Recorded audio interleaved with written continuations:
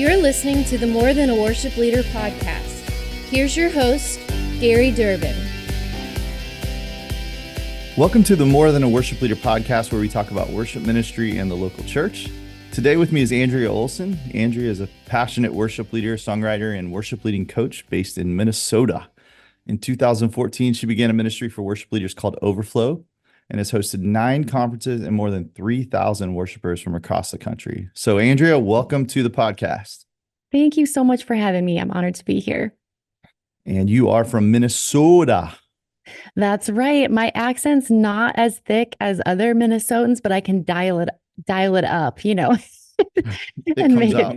Yeah, it does. It comes out.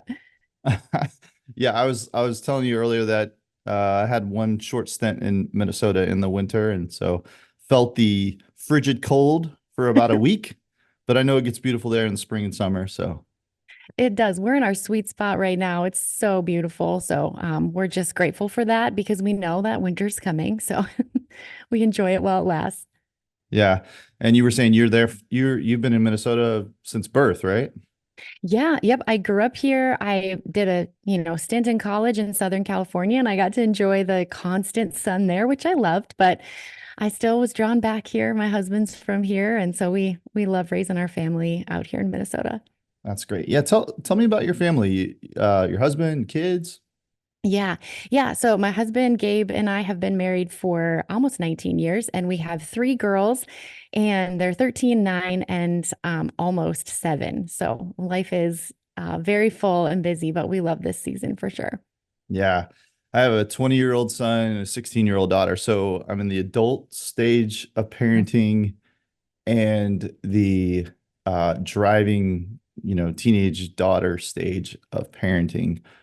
So one thing I've been telling parents lately is like, it is a constant recalibration of your parenting, like ages, stages, personalities. Yeah. It's wild. It's not for the weak, but it's all worth it. It's all, it's good labor. Yeah. Oh, it's absolutely worth it. My husband and I were just talking about that the other day. I said, I feel like we're in a transition right now with our kids. Like kids transition flawlessly from one stage to the next. And as parents, we're kind of like, okay, you're older now. This is different. Like we parent a little bit different. And so we have to intentionally make that shift. So it's interesting you say that. We were just chatting about that same thing. Yeah. Yeah. Well, tell us about your journey to and through ministry. Yeah, absolutely. I have been in worship ministry for as long as I can remember because my parents were. And so I grew up watching that and being a part of that, which was really special part of my story. But when my husband and I got married, he was a youth pastor, and I was kind of like, I don't even ever remember saying yes. It was just like, you are the worship leader. It just was like, oh, this is what I'm going to do because they need this. They need me to fill this space. But now I look back and I see God's hand in that so clearly, because in that first space was where I was given freedom to grow and freedom to fail and freedom to learn. And as I did, I realized that I loved not only worship and the church, but I also loved raising up other leaders, raising up other members of the team. And so as my husband had students in the youth group who wanted to join the worship team, their parents would say, hey, can you, teach them how to play on the worship team, keys or whatever. And nobody in our area was doing that. Nobody was bridging the gap between classical, traditional training and what it looked like to do that on the worship team. And so very organically, I just started doing that and serving who was in front of me. It felt natural to me because I had a full-time private lesson studio. That was my day job. And so I continued to serve who was in front of me. And then in a smaller community, word started to get out, like Andrea's doing this thing where she like helps people learn how to play on the worship team. And they would ask me if I would come and help their teams and if I would train their interns. And then the Lord in his kindness just very slowly and organically grew that into what now is Overflow Worship.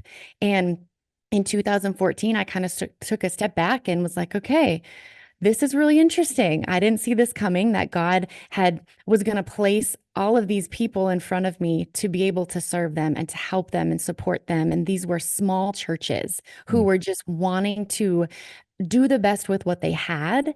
And my mantra has always been, you can be excellent with what you mm, have where you are. And so I started the very first Overflow Worship Conference in 2014. And that is where I gathered leaders and their teams, and we grow and we worship and we fellowship. And that was the beginning. That was the spark of what brought us to today, which is Overflow Worship as, an organization that serves and supports worship leaders in volunteer supported ministries through in-person events, through our online program, and through other training resources that we offer. So that's the 3-minute version. yeah, no, that's great. You were telling me earlier that I think it's the online platform even has a wait list. Is that right? Yeah, we do. So we started Overflow Worship Leaders Online actually in 2021. Really, 2020 was a soft launch, but in 21, and what we found is that in order for me to be able to intentionally focus on the people inside of the program, we have to close the doors and only have open doors at certain times of the year. So coming up in January of 2025 is the next time that we'll open up those doors. So people can sign up for the wait list. You just go to overflowworship.com/waitlist and you can get on, and then we'll tell you all that you need to know as we ramp up to the program doors opening.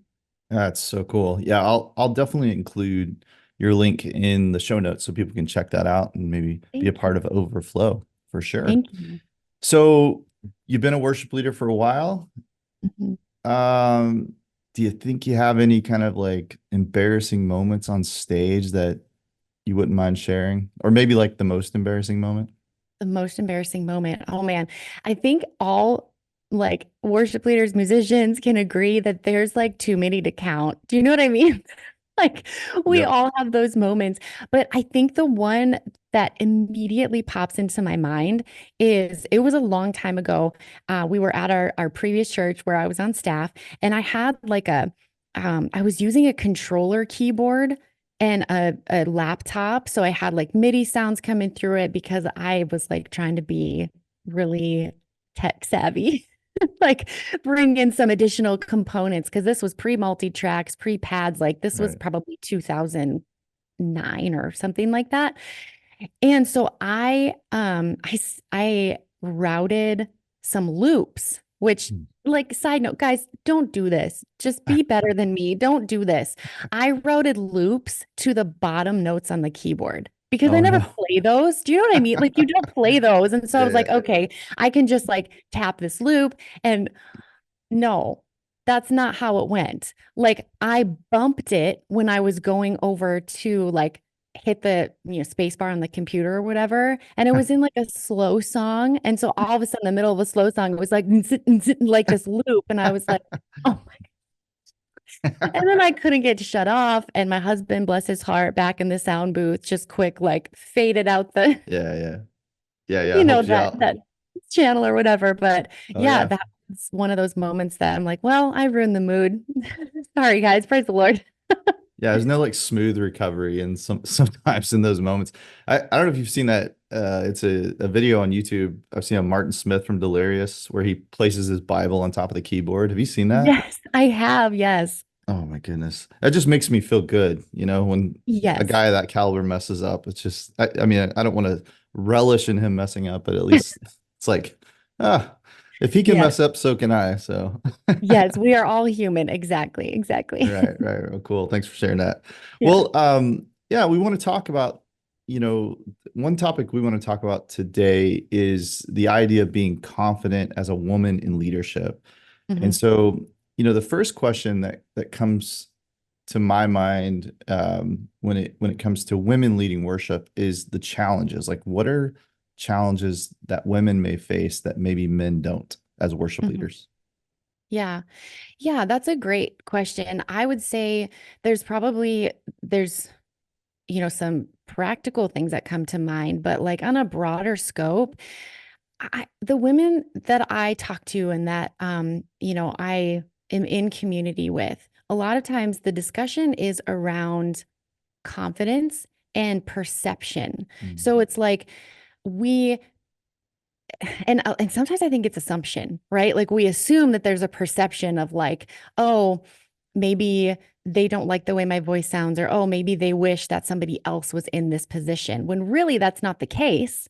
Right. And so a lot of times the challenges that we have to overcome are for ourselves, inside of our own hearts and minds, to say, hey, like I was like invited into this space and given a seat at this table, and to lean into that with confidence and work to lay down our own insecurities. I think as women, we have some insecurities just like anybody else. But for me, speaking as a woman in leadership, insecurities around, you know, if we're welcomed. I just had a conversation with somebody. It's like, am I welcomed at this table? Like, do I have a seat at this table? And, just reminding like, hey, I'm trusting where God has placed me, like trusting that God has placed me in this position and that I was invited here and I have a seat at this table. And so leaning into that confidence and leaning into just laying down those insecurities. So I think that's one of the challenges that we face as women, and questions that we wonder, like, is this a question in people's mind? Is it not? I don't know. And it's like, hey, we can't live there. Just like nobody can, but we can't live there in that space, because that just becomes a unhealthy space to be in. So that is just the honest conversations that I've been having with other women who are in worship leadership right now, especially those inside of our program that are like the first woman to ever be on staff at their church. And so just kind of laying down those fears or insecurities is something that we've been talking a lot about. Yeah. Yeah, the word confidence came to my mind when I was first thinking about this too. And I guess my first question is, do you think the lack of confidence is a common thing with women worship leaders? And if so, like, why do you think that is? Yeah, I think it is. And it's interesting because if you parse it out, like confidence in musicianship, confidence in like vocally, no, that's not necessarily always more of an issue, right? Like I think all musicians, male or female, that I talk to, we all face insecurities with that. Like, oh, my voice was flat today, or oh, I don't feel confident in my keyboard skills or whatever. So I do think that it's more just within our leadership, like confidence and leadership with people and from the stage. And why is that?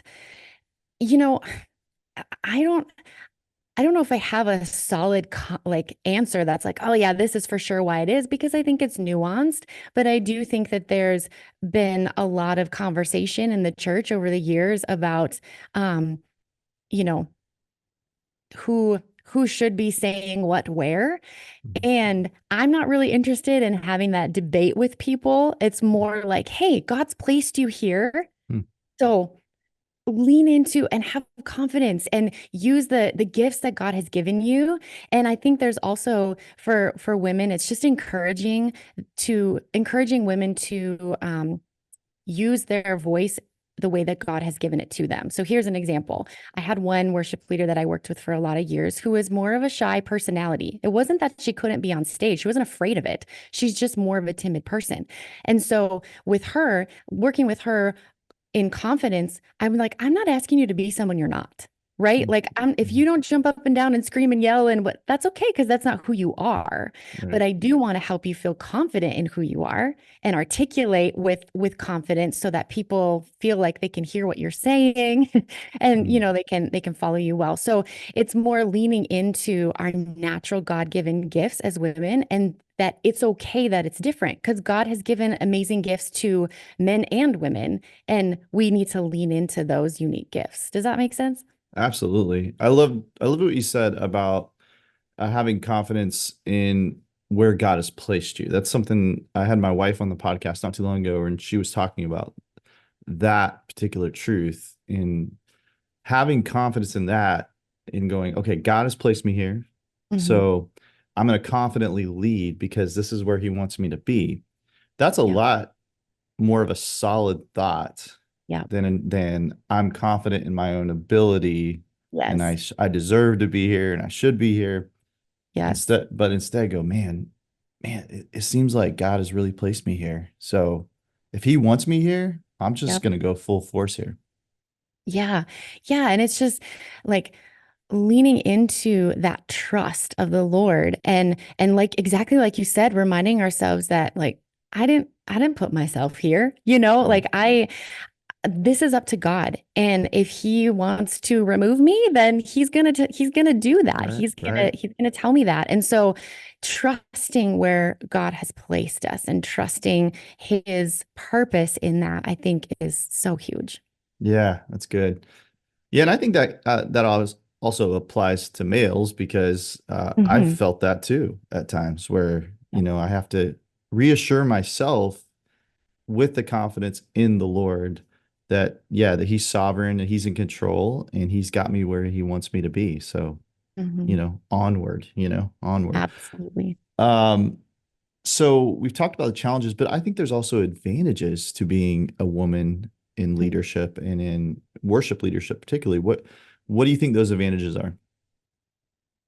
You know, for me, I've seen a few, and in the female worship leaders that I work with, you know, there's there's an advantage of just that.